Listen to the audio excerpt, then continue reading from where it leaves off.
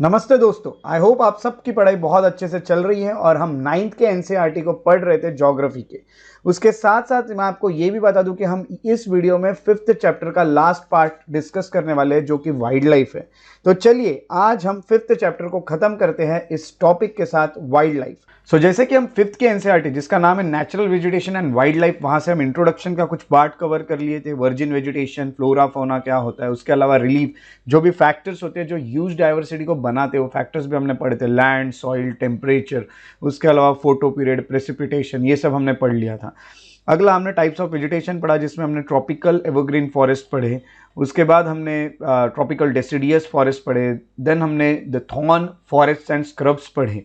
उसके बाद mountain forest पढ़े और हमने मैंग्रोव फॉरेस्ट पढ़े। इतना हमने यहाँ तक का सिलेबस जो है उसे कंप्लीट कर लिया था। हम ये भी कहेंगे मेडिसिनल प्लांट्स भी हमने पढ़े थे।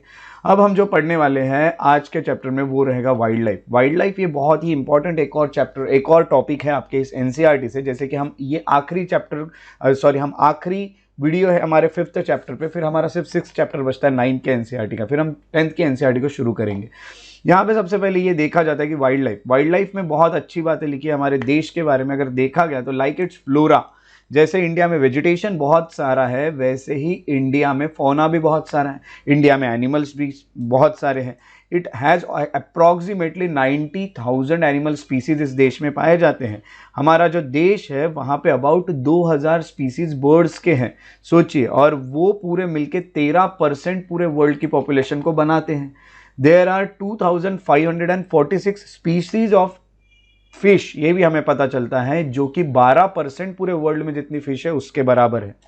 उसके साथ साथ हम कहेंगे कि 5 से 8% वर्ल्ड में जो एम्फीबियंस है, रेप्टाइल्स और मैमल्स है, ये इंडिया में ही पाए जाते हैं। अब आपको ये बता दूं कि एम्फीबियंस जो है वो क्या होते हैं। तो सबसे पहले एम्फीबियंस की एक सिंपल डेफिनेशन ये हम कह सकते हैं कि जो पानी में भी रहते हैं और ज़मीन पे भी रहते हैं। आपको कमेंट सेक्शन में कुछ एग्जांपल्स लिखने हैं एम्फीबियंस के। उसके अलावा रेप्टिल्स तो आपको पता ही है। उसके साथ साथ मैमल्स जो होते हैं, मैमल्स का मीनिंग ये होता है कि मैमल्स में सबसे पहले जो फीमेल्स होती है वो मिल्क सीक्रेट करती है, यानी वो नरिश करती है अपने मिल्क से जो यंग होते हैं उनको। उसके अलावा हम ये भी कह सकते हैं कि ये एग्स ले नहीं करते, ये डायरेक्टली बर्थ भी देते हैं, तो इन्हीं को मैमल्स कहा जाता है। तो ये 2-3 चीज़ें आपको पता है। रेप्टाइल्स तो आपको पता ही है, रेप्टाइल्स का सबसे बड़ा एग्जाम्पल सांप है ना। तो ये सब हम यहाँ पे पता करते हैं कि इंडिया में भी 5 से 8% ये सब आपको देखने मिलते हैं। उसके अलावा एलिफेंट्स जो होते हैं वो सबसे ज़्यादा मैजेस्टिक एनिमल है अमंग मैमल्स में अगर देखा गया तो सबसे बेहतरीन जो दिखता है वो एलिफेंट है। सबसे बड़ा, बहुत बड़ा दिखता है। और इंडिया में एलिफेंट्स तो पाए ही जाते हैं। कहाँ कहाँ पाए जाते हैं तो हॉट वेट फॉरेस्ट में पाए जाते हैं। आसाम हो गया, कर्नाटक हो गया, केरला हो गया, यहाँ पे आपको एनिमल्स देखने मिलते हैं। उसके अलावा 1 हॉर्न राइनोसरस जो होता है ये एक और एनिमल है जो कि स्वैम्पी और मार्शी लैंड्स ऑफ आसाम और वेस्ट बंगाल में रहता है। मैंने आपको बताया भी, जैसे मैंग्रोव्स और ये सब वाला होता है, थोड़ा स्वैम्पी मार्शी लैंड होती है, थोड़ा दलदलित प्रदेश होता है थोड़ा, है ना, तो वहाँ पानी ज़्यादा होता है। वैसे वाले जगह पे आपको एलिफेंट्स देखने मिलते हैं आसाम और वेस्ट बंगाल में। एरिड रीजन्स जो है, एरिड एरिया जहाँ पे रेनफॉल कम है, वेजिटेशन कम है, जैसे हम कहेंगे रन ऑफ कच्छ हो गया या फिर थार डेजर्ट हो गए, यहाँ पे आपको वाइल्ड एज हो गए या फिर कैमल्स हो गए, ये देखने मिलते हैं, है ना। अगर हम वाइल्ड एज की बात करें तो वो आपको रन ऑफ कच्छ में ज़्यादा देखने मिलते हैं। कैमल्स की बात करें तो थार डेजर्ट में ज़्यादा देखने मिलते हैं। उसी के साथ साथ इंडियन बाइसन हो गया, नील गाय जिसे ब्लू बुल कहा जाता है, या फिर चौसिंगा जिसको 4 हॉर्न एंटेलोप कहा जाता है, और गेजल, ये सब अगर देखेंगे तो और उसके अलावा आपको ये भी बता दूं कि और भी अलग अलग स्पीसीज डियर की, ये भी इंडिया में अलग अलग जगह पाए जाते हैं। और डिफरेंट स्पीसीज आपको मंकीज की भी देखने मिलती है। अब आपको ये तो पता है कि ये जितने भी चौसिंगा हो गया, एंटेलोप जिसे कहते हैं, गेजल हो गए, या फिर अलग अलग, ये सब डियर की ही स्पीसीज है। और ये डियर के अलग अलग स्पीसीज बहुत सारी पाई जाती है। आपको कमेंट सेक्शन में लिखना है कि यहाँ जो 2 डियर की स्पीसीज बताई, इसके अलावा और भी कौन कौन सी स्पीसीज इंडिया में पाई जाती हैं, ठीक है। उसके साथ साथ अब इन सभी स्पीसीज को प्रोटेक्ट करने के लिए एक एक्ट भी इंडिया में लाया गया था जिसको वाइल्ड लाइफ प्रोटेक्शन एक्ट कहा जाता है, जिसको इंप्लीमेंट किया गया है 1972 में, ठीक है, हमारे देश में। इंडिया की अगर बात करें तो इंडिया इकलौता ऐसा देश है वर्ल्ड में जहां पे टाइगर और लायन दोनों पाए जाते हैं, ठीक है। तो ये याद रखिएगा, ये एकदम स्टार मार्क करके सेंटेंस को याद रखिएगा। India is the only country in the world that has both tigers and Lions. उसके अलावा आपको ये भी बता दूं कि जो नेचुरल हैबिटेट है जो नेचुरली जो पाए जाते हैं इंडियन लायन, वो गिर फॉरेस्ट में पाए जाते हैं, जो कि गुजरात में आते हैं। टाइगर्स जो हमें देखने मिलते हैं वो ज़्यादातर मध्य प्रदेश या सुंदरबन जो कि वेस्ट बंगाल में, वहाँ देखने मिलते हैं, और हिमालयन रीजन में आपको टाइगर्स देखने मिलते हैं। लेपर्ड जो होते हैं ये भी आपको कैट फैमिली वाला एक और जानवर है जो आपको देखने मिलता है, तो ये भी एक इम्पॉर्टेंट एनिमल होता है टू प्रे। तो ये सब हम कहेंगे कि ये जो एनिमल्स होते हैं ये बहुत ज़्यादा बड़ा रोल प्ले करते हैं हमारे इकोसिस्टम में। तो अगर आपको ये टेंशन आ रहा होगा कि ये जो सेंटेंस लिखा है इसका मीनिंग क्या है, दे आर यानी जो लेपर्ड्स होते हैं they are important among animals of prey. Prey वाले एनिमल्स यानी वो एनिमल जिसको दूसरे जानवर मारते हैं अपने खाने के लिए, तो लेपर्ड को भी मारा जाता है दूसरे जानवरों के द्वारा खाने के लिए, ये भी हम कह सकते हैं। और उसी के साथ साथ लेपर्ड जो होता है दूसरे जानवर को भी मारता है अपने खाने के लिए, है ना। तो ये सब चीज़ें देखे जा सकते हैं। इंडिया में जनरली टाइगर लेपर्ड को मार के खा सकता है, ये चीज़ें हमें पता चलती है। चलिए आगे चलते हैं। तो डू यू नो, यहाँ पे एक बहुत अच्छी बात लिखी है कि जो गिर फॉरेस्ट है ये लास्ट हैबिटेट है एशियाटिक लायन का, उसके बाद एशियाटिक लायन कहीं नहीं पाए जाते हैं। ये चीज़ बहुत अच्छे से याद रखेगा, बहुत इंपॉर्टेंट है। उसके बाद आपको ये बता दूं कि जो हिमालय हार्बर, हिमालय वाला जो रीजन है, हार्डी रेंज ऑफ एनिमल्स आपको देखने मिलते हैं which can survive in extreme cold, है ना। तो हिमालय में तो वही जानवर पाए जाएंगे जो ठंडी में सर्वाइव कर सकते हैं। लद्दाख का अगर देखा गया तो लद्दाख तो पूरा ठंडा रहता है, वहाँ तो बर्फ़ भी रहती है, हाई ऑल्टीट्यूड्स पे हम कहेंगे कि फ्रीजिंग है। तो यहाँ पे याक पाए जाते हैं। तो बहुत सारे जानवर नहीं, बट जो सर्वाइव कर सकते हैं कोल्ड में वो पाए जाएंगे, जैसे याक हो गया या फिर शैगी हॉर्न वाइल्ड ऑक्स हो गया, है ना। इनका वेट अगर देखा गया तो इनका वेट लगभग 1 टन के आसपास होता है। टिबेटियन एंटेलॉप भी पाए जाते हैं वहाँ पे, और भरल जिसे ब्लू शिप कहा जाता है वो भी पाए जाते हैं। उसके अलावा वाइल्ड शिप भी आपको देखने मिलते हैं, और कियांग होता है जिसको वाइल्ड टिबेटियन वाइल्ड एस कहा जाता है, वो भी आपको वहाँ पे देखने मिलता है। आगे अगर देखा गया तो आइबेक्स हो गया, या फिर हम कहेंगे बेयर हो गया, स्नो लेपर्ड हो गया, और रेयर रेड पैंडा हो गया, ये भी कुछ कुछ जगह पे आपको हिमालयन रीजन में पाए जाते हैं। तो इस तरह से अलग अलग तरह के एनिमल्स हिमालय में पाए जाते हैं, कुछ डिफरेंट एनिमल्स हमारे डेजर्ट्स में पाए जाते हैं, अलग अलग कुछ एनिमल्स स्वैम्पी एरिया में पाए जाते हैं। तो कहीं कहीं पे जैसे जैसे फॉरेस्ट है वैसे वैसे एनिमल्स इंडिया में देखने मिलते हैं। तो इंडिया इसलिए बहुत बड़ा मेगा डाइवर्स कंट्री तो है ही। इन रिवर्स, लेक्स और कोस्टल एरिया की अगर बात करें तो वहाँ आपको टर्टल्स हो गए, क्रोकोडाइल्स हो गए, घड़ियाल हो गए, ये सब आपको देखने मिलते हैं। घड़ियाल क्रोकोडाइल की तरह ही दिखता है। उसके बाद यहाँ पे एक आगे हम बढ़ते हैं तो हमें ये देखने मिलता है कि अब यहाँ पे देखिए जैसे उन्होंने ये लिखा था द लेटर यानी अभी यहाँ पे हम दूसरी अगर बात करें तो घड़ियाल्स की अगर हम बात करें तो is only representative of a variety of crocodile found in the world today, है ना। तो यही है कि ये एक जो वेराइटी ऑफ क्रोकोडाइल्स पाए जाते हैं उसमें से ये एक ऐसा है जो पूरे वर्ल्ड में आपको देखने मिलता है। बर्ड लाइफ जो है इंडिया की वो भी बहुत अच्छी है। आपको पता ही होगा कि बहुत अलग अलग तरह के बर्ड्स, बहुत कलरफुल बर्ड्स इंडिया में देखने मिलते हैं। पीकॉक्स की बात करें, फिजेंट्स की बात करें, डक्स हो गए, पैराकिट्स हो गए, क्रेन्स, पीजन्स, ये सब आपको देखने मिलते हैं हमारे यहाँ के अलग अलग फॉरेस्ट में और वेटलैंड्स में इंडिया के। ये होने के अलावा हम ये भी देख सकते हैं कि हमारे यहाँ अलग अलग क्रॉप्स, हम अपने जो क्रॉप्स होते हैं वो भी अपने एनवायरनमेंट के हिसाब से ही सिलेक्ट करते हैं। That is the reserve of edible plants, ये हम कहेंगे। यानी हम यही कहेंगे कि बायोडाइवर्स एनवायरनमेंट है हमारा, इसलिए हम अपने क्रॉप भी वैसे सिलेक्ट कर सकते हैं। जैसे जो खाने वाले प्लांट्स है वो हम उसके रिजर्व ज़्यादा रखते हैं अपने पास, एडिबल प्लांट जिसे कहा जाता है। We also experimented and selected medicinal plants, है ना। तो हमने जैसे खाने के लिए भी कुछ प्लांट्स उगाए हैं, तो कुछ प्लांट्स हम लगाते हैं ताकि हम कुछ मेडिसिनल प्रॉपर्टीज़ उसमें रहती है इसीलिए। तो एनिमल्स जो होते हैं वे selected from large stock provided by nature of milch animals, है ना। तो अलग अलग एनिमल्स भी हम सिलेक्ट करते हैं, जैसे मिल्च एनिमल यानी जो आपका जो सामान है वो यहाँ से वहाँ लेके जाते हैं, जो आपके गुड्स है वो कैरी करके रख सकते हैं, ऐसे मिल्च एनिमल्स। तो ये जो एनिमल्स होते हैं ये हमें कुछ एक यहाँ से वहाँ कोई भी सामान ले जाने की हमारे पास एक पावर देते हैं। ट्रांसपोर्टेशन हो गया, मीट के लिए भी ये काम आते हैं, एग्स भी कभी कभी उनके हमें मिल जाते हैं और वो भी हमें एक न्यूट्रिएंट्स प्रोवाइड करते हैं। फिश जो होती है वो भी काफ़ी न्यूट्रिटिव फूड है हमारे लिए। उसी के साथ साथ काफ़ी सारे इंसेक्ट्स हैं जो हमें किस तरह से काम में आते हैं। तो आपको ये पता होगा कि पॉलिनेशन ऑफ क्रॉप्स और फ्रूट ट्रीज होता है। पॉलिनेशन में जनरली क्या होता है कि जो पॉलन होता है, पॉलन एक निकलता है स्टेमन से, स्टेमन यानी male flower plant flower part पकड़ लीजिए, वहाँ से निकाला जाता है और वो पिस्टिल में डाला जाता है। पिस्टिल यानी फीमेल फ्लावर पार्ट में डाला जाता है, जिससे हम कहेंगे कि फ्लावर एक तरह से उसकी ग्रोथ होती है या फिर वो बनता है। तो ये करने का काम, यहाँ से वहाँ करने का काम कुछ इंसेक्ट्स करते हैं। उसके अलावा हम कहेंगे and exerting biological control on such insects is harmful, है ना। और ऐसे इंसेक्ट्स को अगर हम ख़त्म करने लगे या कुछ करने लगे उनको मारने के लिए, तो फिर बहुत बुरा हो जाएगा। बहुत यानी हम कहेंगे कि हमारे ट्रीज़ और प्लांट्स या फिर हम कहेंगे फ्लावर्स अच्छे से नहीं आ पाएंगे। हर एक स्पीसी जो है उसका कुछ ना कुछ रोल है हमारे इकोसिस्टम में, ये हमें समझना होगा, इसलिए कंजर्वेशन सबका करना होगा।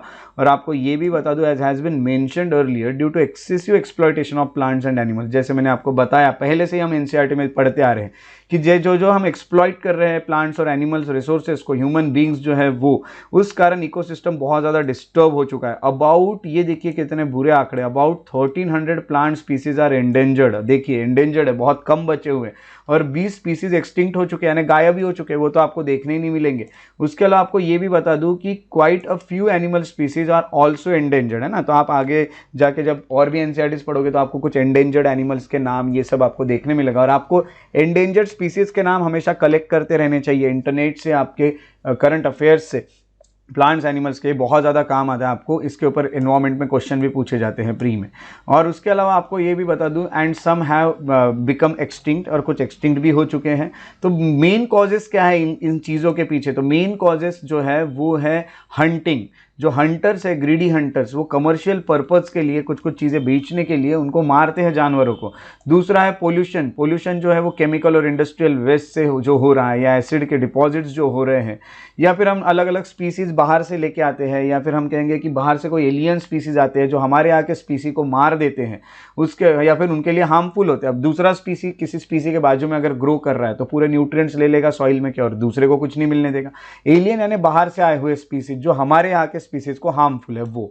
उसके अलावा हम फॉरेस्ट की कटिंग्स कर रहे हैं ताकि हम लैंड को कल्टीवेशन में ला सकें, ना एग्रीकल्चर वहाँ पे खेती कर सके, इसीलिए, है ना, और वहाँ पे रह सके, हमारे घर बना सके। इन सब चीज़ों के कारण इम्बैलेंस बनते जा रहा है। दूसरी बात आपको ये बता दूं कि to protect flora and fauna हमारे देश में गवर्नमेंट ने बहुत सारे स्टेप्स लिए हुए हैं। तो कुछ स्टेप्स उनमें से ये है कि 18 बायोस्फीयर रिजर्व्स जो होते हैं वो सेटअप किए गए हैं कंट्री में, जहाँ पे हम कहेंगे कि फ्लोरा और फौना को प्रोटेक्ट किया जा सकता है। इफ पॉसिबल हो तो आप कमेंट सेक्शन में उन 18 बायोस्फीयर रिजर्व्स के नाम लिखिएगा। और आपको ये भी देखना है कि रिसेंटली कोई बायोस्फीयर रिजर्व्स ऐड हुए हैं क्या, तो 18 से वो लिस्ट बड़ी भी हो सकती है, तो आपको ये पूरा ख्याल रखते हुए कमेंट सेक्शन में लिखना है। 10 आउट ऑफ दिस जो है वो है Sundarban, Nanda Devi, gulf of Mannar, Nilgiri, Nokrek, great Nicobar, Manas, Chimlipal, Pachmarhi, Achanakmar, Amarkantak. अभी आप बोलोगे कि आपने तो अभी कहा कि कमेंट सेक्शन में लिखे, तो कमेंट सेक्शन में आपको लिखना क्या है, कमेंट सेक्शन में ये जो है ना बायोस्फीयर रिजर्व्स, इनके स्टेट्स लिखना है, कौन से स्टेट में आपको ये देखने मिलते हैं ये लिखना है। ओके, तो वो आपको क्या करना है, उसके बाद अपने जो ब्लैंक मैप होते हैं उस पर लोकेट करना है। ठीक है, तो यहाँ पे जैसे ये मैप पे देखिए एक लोकेट किए हैं, ये ऐसे ऐसे इस तरह से आपको लोकेट करना है। देखिए wild life sanctuary, national park, यहाँ पे हम कहेंगे बर्ड सेंचुरी, जैसे इन्होंने किया है ना लोकेट, वैसे आपको अपने मैप पे लोकेट करना है। तो हम कहेंगे कि बायोस्फीयर रिजर्व में क्या होता है, बायोस्फीयर रिजर्व में एक एरिया को सिलेक्ट किया जाता है जहाँ पे बायोडाइवर्सिटी बहुत अच्छी है, और उस एरिया को फिर प्रोटेक्ट किया जाता है। वहाँ पे ह्यूमन एक्टिविटीज़ को उसमें से कोर रीजन में तो अलाउ नहीं किया जाता है, और जो बाकी रीजन है वहाँ पे लिमिटेड ह्यूमन एक्टिविटीज़ को अलाउ किया जाता है। बट यहाँ पे कटिंग ऑफ फॉरेस्ट या फिर हंटिंग ये सब यहाँ पे पॉसिबल ही नहीं होना, अगर आप किसी भी जगह को बायोस्फीयर रिजर्व बना देते हो तो। आगे आने वाले जो भी टॉपिक्स रहेंगे, जो भी चैप्टर्स रहेंगे, उसमें आप ये चीज़ें डिटेल में पढ़ने ही वाले हो। उसके बाद आपको ये भी बता दूं, यहाँ पे देखिए कुछ कटिंग्स है। Government on save vulture task, all not lost, tigers alive in कुनू, हम कहेंगे टाइगर्स फॉर सरिस्का। यहाँ पे देखिए बहुत सारे, यहाँ राइनो किल्ड फॉर हॉर्न, ये देखिए कितने बुरे बुरे। CBI to probe Ranthambore tiger deaths, पूरे पेपर के कटिंग्स है जिसमें आपको ये देखने मिल रहा है कि कितने जानवरों को मारा जा रहा है और कितना हाल कर रहे हैं हम बुरा। अब आगे अगर हम आते हैं तो दूसरा यहाँ पे जो गवर्नमेंट कर रही है, यहाँ पे देखिए 18 बायोस्फीयर रिजर्व्स के नाम लिखें। आपको सिर्फ क्या करना है, इसके सामने उनके स्टेट्स लिखने हैं। अगला है कि फाइनेंशियल और टेक्निकल असिस्टेंस भी प्रोवाइड किया जाता है बहुत सारे बॉटनिकल गार्डन में, जो गवर्नमेंट 1992 से कर रही है। तो बॉटनिकल गार्डन्स बनाए गए हैं जहाँ पे प्लांट्स को जो है वो हम कहेंगे कि प्रिजर्व किया जा रहा है, प्रोटेक्ट किया जा रहा है वहाँ पे रख के। और वहाँ प्रिजर्व करने के लिए गवर्नमेंट जो होता है फाइनेंशियल असिस्टेंस भी देता है, टेक्निकल असिस्टेंस भी देता है। ये चीज़ें हमें पता चलती है। प्रोजेक्ट टाइगर चलाया जा रहा है टाइगर को बचाने के लिए, प्रोजेक्ट राइनो है, प्रोजेक्ट ग्रेट इंडियन बस्टर्ड है, और ऐसे बहुत सारे इको डेवलपमेंटल प्रोजेक्ट चलाए गए हैं इंडिया में और अभी भी चलाए जा रहे हैं, जिससे इन सबको प्रोटेक्ट किया जा रहा है। 101 national parks, 553 wild life sanctuary, zoological gardens, ये सब सेटअप कर दिए गए हैं नेचुरल हेरिटेज करके। और आपको ये भी बता दूं कि आपको कमेंट सेक्शन में लिखना है कि आप जिस एरिया में रहते हो उसमें, वो एरिया में कोई नेशनल पार्क या वाइल्ड लाइफ सेंचुरी या कोई जूलॉजिकल गार्डन्स है क्या, उनके नाम लिखिए कमेंट सेक्शन में, ताकि सभी लोगों को पता चल सके कि इंडिया के अलग अलग जगह से कितने सारे national parks, wild life sanctuaries और जूलॉजिकल गार्डन्स देखने मिल सकते हैं। सो हमें आखिरी में उन्होंने कंक्लूड कर दिया गया है कि all of us must realise the importance of the natural ecosystem for our own survival. It is possible if indiscriminate, हम कहेंगे कि भैया अपने खुद के सर्वाइवल के लिए तो हमें इंपॉर्टेंस पता ही करना पड़ेगा। भैया नेचुरल इकोसिस्टम को हम बर्बाद कर देंगे तो हम भी जिंदा नहीं बच पाएंगे। ये पॉसिबल है कि इनडिस्क्रिमिनेट डिस्ट्रक्शन यहाँ पे होते रहता है, कि अगर हम ये जो डिस्ट्रक्शन को रोक दे तो हमारा जो एनवायरनमेंट है काफ़ी अच्छा हो सकता है। अगर हम ऐसा ही डिस्ट्रक्शन करते रहे तो हमारा जो भी एनवायरनमेंट है या जो भी अर्थ है वो जल्द ही ख़त्म हो जाएगी। ये कहने सुनने के लिए बहुत बुरा लगता है, बट यही सच्चाई है। तो हमें ख्याल रखना है, ये सब चीज़ें नहीं होने देना है। उसके अलावा कुछ माइग्रेटरी स्पीसीज़ के बारे में कुछ इन्फॉर्मेशन उन्होंने दी है, वो देखते हैं। माइग्रेटरी स्पीसीज़ यानी कौन? माइग्रेटरी स्पीसीज़ यानी काफ़ी सारे वेटलैंड इंडिया में पॉपुलर है क्योंकि वहाँ माइग्रेटरी बर्ड्स आते हैं। माइग्रेटरी बर्ड्स यानी क्या है? स्पीसीज़ यानी, तो माइग्रेटरी यानी जो माइग्रेट हो क्या है, किसी और देश से आए हैं। जैसे हम समझ जाइए कि साइबेरिया में बहुत ठंड पड़ गई है, इंडिया में उस टाइम पे ठंड थोड़ी कम है, कम यानी एज कम्पेयर टू साइबेरिया कम है। तो ऐसे वक्त कुछ बर्ड्स जो होते हैं वो माइग्रेट होकर आ जाते हैं इंडिया में उतने टाइम के लिए। तो ड्यूरिंग विंटर बर्ड्स जैसे कि साइबेरियन क्रेन हो गया, ये लार्ज नंबर में इंडिया में आते हैं। और इनकी जो फेवरेट यानी प्लेस है या फिर इनके लिए जो सबसे फेवरेबल जगह है वो है run of Kutch. Run of Kutch में आपको देखने मिलते हैं। और at a place where the desert merges with sea, है ना, क्योंकि इनको पानी भी होना और गर्मी भी होना। अब डेजर्ट में उनको गर्मी थोड़ी सी मिल जाएगी as compared to other regions, या फिर हम कहेंगे कि पानी भी उनको मिल जाता है, तो वहाँ पे आते हैं। फ्लेमिंगो हो गए, वो अपने ब्रिलियंट पिंक प्लमेज उसका आपको देखने मिलता है, वो बहुत सारे आपको आते हैं इंडिया में। वो रहते हैं, नेस्ट भी बनाते हैं, माउंट्स बनाते हैं, और सॉल्टी मड में वो रहते हैं और अपने बच्चों को भी यहाँ पे वो जन्म देते हैं। सो हम ये कहेंगे कि it is one among many extraordinary sites in the country. Is it not rich natural heritage of hours, है ना, यानी ये तो चीज़ बहुत अच्छी और नेचुरल रिच हेरिटेज है। देखिए कोई बाहर के स्पीसीज आपके देश में आ रहा है, यानी आपका देश कितना अच्छा होगा ये सोचिए। ये तो एक बहुत प्राउड फील करने वाली बात है, और हमने उनको प्रोटेक्ट भी करना चाहिए जब वो आते हैं। तो ऐसे एनवायरनमेंट को प्रोटेक्ट करोगे तो देखिए हमारा देश हमेशा महान बन के ही रहेगा। तो ये सब चीज़ों के साथ हमारा जो 5th चैप्टर था आज के एनसीईआरटी का, 9th के एनसीईआरटी का, वो यहाँ ख़त्म होता है। अगले लेक्चर में हम 6th चैप्टर के साथ मिलेंगे हम। उसके अलावा आपको ये भी बता दूं कि अगर आपने पहले के वीडियोस नहीं देखे तो जल्दी जल्दी उनको देखना शुरू कर दीजिएगा, क्योंकि अब आपको रेगुलरली एनसीईआरटीज़ के वीडियो मिल रहे हैं। तो रेगुलरली आपको अपनी पढ़ाई भी करनी होगी और रेगुलरली आपको सभी चीज़ें जल्दी जल्दी कंप्लीट करनी होगी। तो मिलते हैं हम अगले लेक्चर में, तब तक के लिए आप अपना ख्याल रखिए। Take care and have a very good day.